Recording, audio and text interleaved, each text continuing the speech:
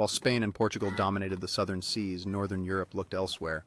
The 16th and 17th centuries saw English, Dutch, and Scandinavian explorers pushing into the cold waters of the North Atlantic and Arctic. The search for a northeast passage, a direct route to Asia over the top of Europe and Asia, became a driving ambition. Dutch explorers like Willem Barentsz sailed into icy seas, mapping uncharted coasts of Svalbard and the Russian Arctic, braving freezing temperatures and deadly conditions. Barentsz himself perished on Novaya Zemlya, but his maps paved the way for later Arctic exploration. England sought a northwest passage across the Arctic waters of Canada. Explorers such as Martin Frobisher, 1576 to 1578, and Henry Hudson, 1607 to 1611, risked icy waters and hostile conditions in the hope of discovering a shortcut to Asia. Hudson's voyages led to the mapping of Hudson Bay and Hudson River, laying the foundation for Dutch and English colonial ventures in North America.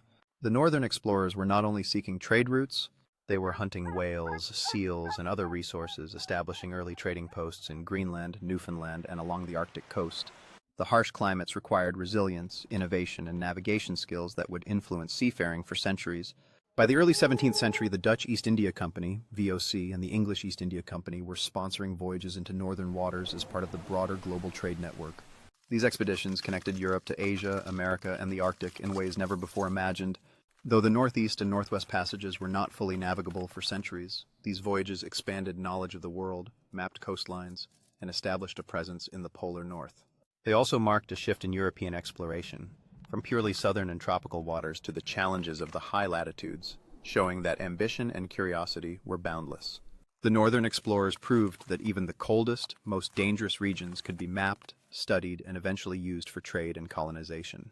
They were the pioneers of Arctic navigation and the first to glimpse the edges of a frozen world.